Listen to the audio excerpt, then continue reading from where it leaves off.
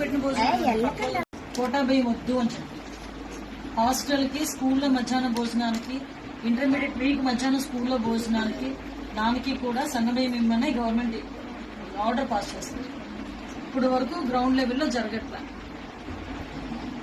భయాలు లేవన్నా ఒకరిద్దరు నెత్తి పడేస్తే అది మీరు వేసుకున్నదా లేకపోతే గవర్నమెంట్ ఇచ్చిందా?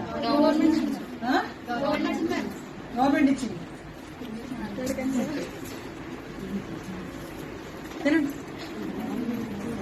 చూస్తాను.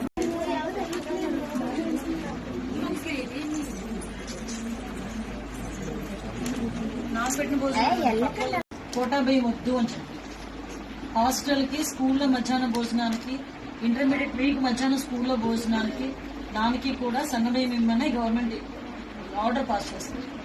ఇప్పుడు వరకు గ్రౌండ్ లెవెల్లో జరగట్లా. భయాలు లేవన్నా ఒకరిద్దరు నెత్తి పడేస్తే అది మీరు వేసుకున్నదా లేకపోతే గవర్నమెంట్ ఇచ్చిందా? గవర్నమెంట్ ఇచ్చింది.